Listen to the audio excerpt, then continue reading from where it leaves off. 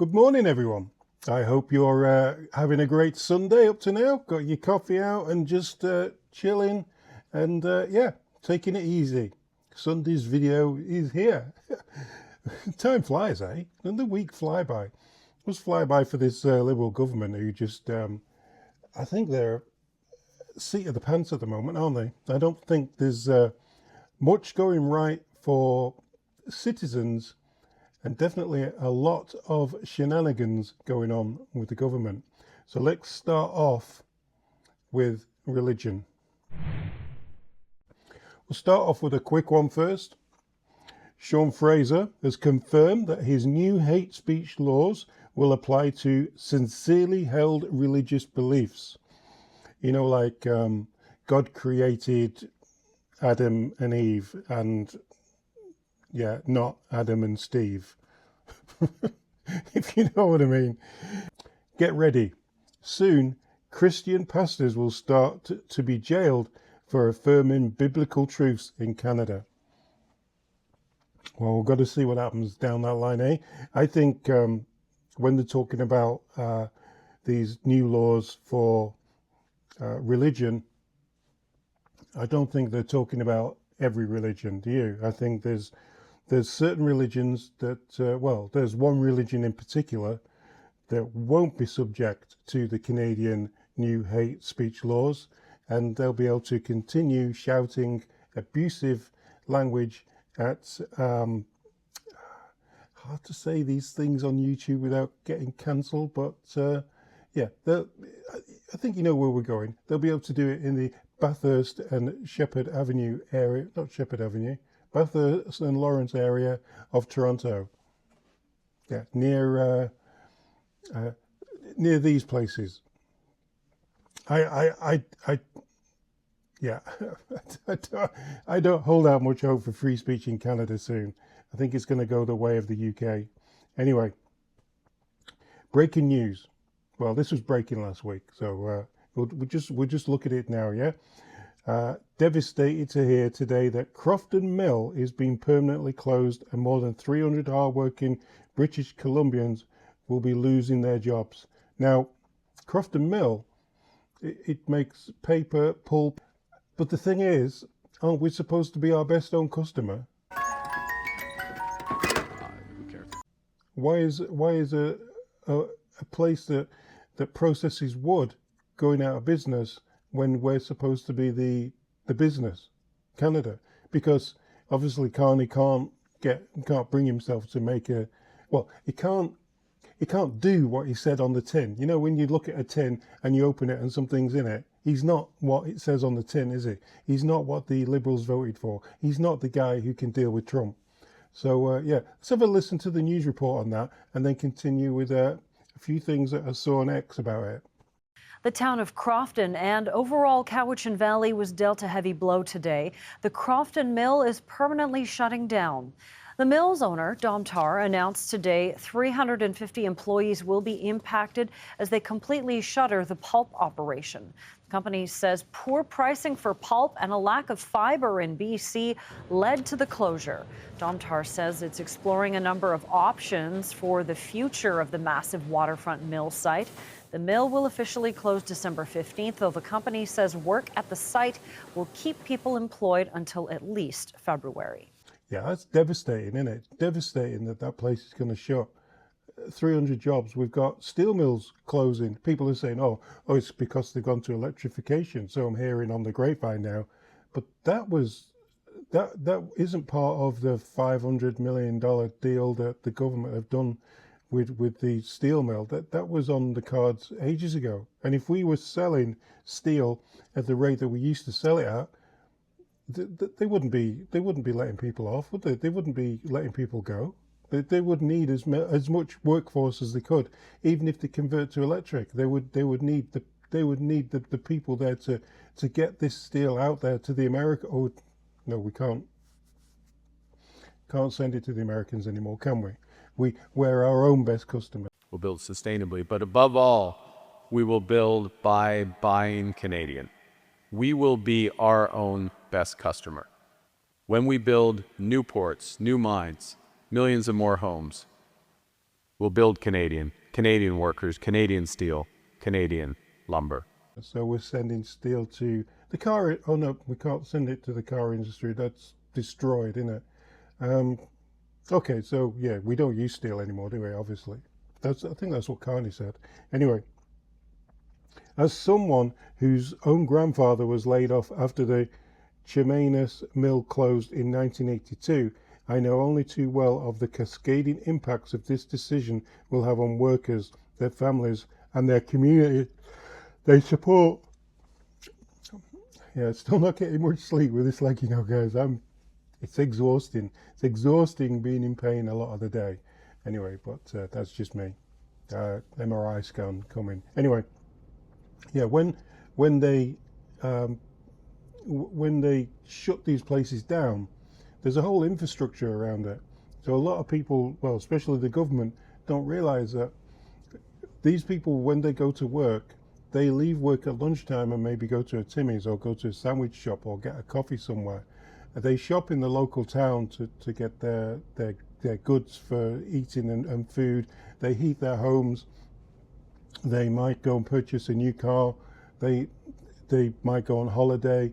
They might buy a boat or a vessel, and just to avoid that tax, you could get your vessel. They might buy an aeroplane.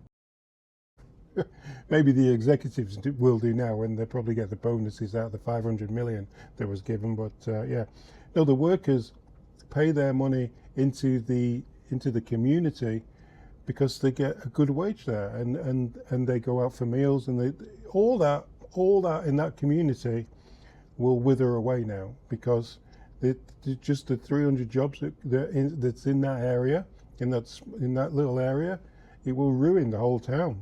What are people going to do for work? If you think 300 people have lost their jobs, and if you think, let's just imagine that every one of those 300 is married with a couple of children. That's almost 1,000 people, isn't it? 1,000 people affected. That's, just a guesstimate. The effects of this closure will not only be felt in Crofton, but throughout the entire coastal forest industry, especially in areas that harvested the fibre used in the mill, including the North Island and Powell River. So that's a point. So this place closing is affecting further up the supply chain, even though the person who's now the Prime Minister is the guy who said that he would be the guy to deal with Trump. And obviously he isn't. It must also be noted that this decision is the result not of general economic conditions, but of specific government policies. In particular, a series of anti-forestry, activist-driven policies implemented by the NDP that have restricted access to an economic and predictable supply of fibre, as well as the inability of the federal government to secure a softwood lumber agreement with the United States since the previous agreement expired in 2015. So it has a lot to do with the government and the fact that they can't, not only the federal government, but the NDP government with their, what they were saying, their activist-driven policies. Like, that's something that's been handed down probably from Stephen Gilbo, who's now actually left the scene and got nothing to answer for anymore. He went on to say that my heart goes out to the workers and families affected by this decision, and I renew my promise to continue to fight for them and the forestry communities they support every single day. CTV have had this as well. They had this on their online articles. The BC Conservative Party called the closure a clear sign that the province's forestry sector is collapsing due to government mismanagement. Nothing to do with the. Imagine you have a business that you're running absolutely perfectly, and the government mismanaged it. In the UK, I used to have a motorcycle business. I used to buy and sell motorcycles and sell used parts. But this wasn't a mismanagement thing, but this is just the government clamped down on motorcycles in the 90s. And what happened is they brought in different tests and levels of motorcycle powered BHPs, so that you couldn't just jump, like if you were a car driver back in the early 90s with a car license, you could jump on a 250cc motorbike and ride it with learner plates on and use that as a cheap transport to work. The government in England at that time, they totally dismantled all that and brought in something else, which ruined my business back then. But I was just a one-man business. You can feel for these people who have had their whole business, that through no fault of their own, through just the government, and they've lost the business, totally lost it. So I picked up on this from Ryan about the more recent influx of money leaving Canada and going to another country far, far away. I don't even want to say the name of the country anymore. I'm so, like, check your subscriptions. Just make sure you still subscribe, guys. If you're not subscribed, subscribe to the channel. If you could like the video, that would be awesome. If you want to subscribe, yeah, awesome as well. But liking the video, watching the video and everything is what pushes the videos more. YouTube, they just don't like you talking about anything that's a little bit negative towards the government. This is negative towards the government, 100% negative. Record children in Canada suffering food insecurity, record homelessness, record food bank usage, and these clowns continue to launder our money in another country. They won't stop either. And what we're talking about? Ministers McGuinty and Anand announced more than 200 million in funding for the crane. Let's have a listen to what she said about wanting to send more money and what it means to them, and why Canadians are really excited about pushing more tax money to war zones. I am here to make two announcements. First, I am pleased to announce that Canada, alongside several allies, will purchase a package of military capabilities under the Pearl program. This is the NATO vehicle for military support for Ukraine.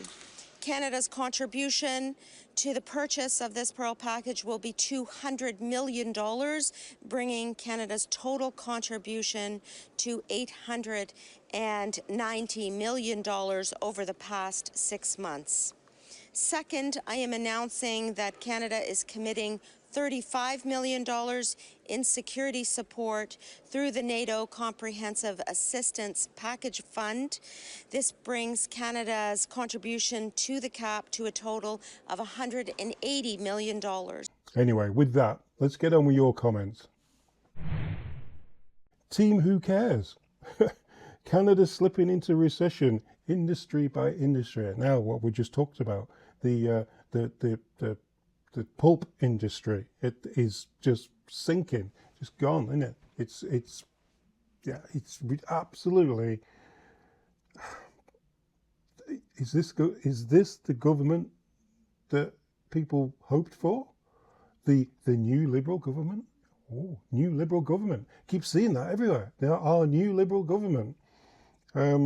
Sean Fraser, Champagne, Anand, Jolly, the rest. Not new. This is not new. And the guy who has been advising Trudeau at the helm for the last 5 or so years is now actually the decision maker. Not new. Sorry, stop saying that. Liberal government, if you're watching this, which you're probably not, stop saying that. This is my perspective too. Job losses will end when this government loses the next election. I really hope so. I really hope that this government gets to a point where people just can't bring themselves to vote for them. Like, how can you? Well, they can't use the Trump thing anymore, can they? They can't use that in the next election. They can't say they're a new government because they're obviously not. That's just one big fat, yeah. So I don't know how they're going to spin the next election, but it's going to be interesting, that's for sure. Wes said, I don't understand the criticism of Poilievre. His job is to question the government, and he does that. Carney is the one in power, and his only goal, apparently, is to continue lying to hold on to that power. Yeah, so what that was about is that every time on X, people say, oh, look at what Carney's done. So look at what Carney has done. He's messed a lot of things up, hasn't he? He's made life more expensive for Canadians, and he's made more Canadians unemployed in the last 6 months than anyone has done in such a short amount of time. But people keep saying, well, look at what Carney's done. Yeah, he's done a lot of things, but they're not good things, are they? Making people unemployed and making tariffs bigger than what they were and destroying the car industry in Canada isn't anything that you should be saying, well, look at what he's done. And then they're saying, well, look at what Poilievre's done. He hasn't done anything. But Poilievre, I don't know whether you notice these. If there's any Liberals out there and you're watching this, just drop us a comment. But I don't know if you've noticed, but Poilievre isn't making the decisions. All he's doing is holding Carney to account about the decisions he's making, and it's very difficult to get on to get the right decisions when you have crazy people like the Greens and the NDP backing these people up, backing them up. Like, yeah, and yeah, we all know that Elizabeth May totally regrets backing that budget now, doesn't she? Icky said, The writing was, and is still on the wall. There have been lots of times and ways to turn this around, but nothing was or is being done. It's by design. It's been much too long to claim incompetence or no opportunity to do better. It's been over almost 11 years now, this government. Remember, this is not a new government. This is the same government, the same people, the same ideas, the same, even with the new Sean Fraser law that he's trying to push through. It's just the same Trudeau thing, but they just keep rewriting it, don't they?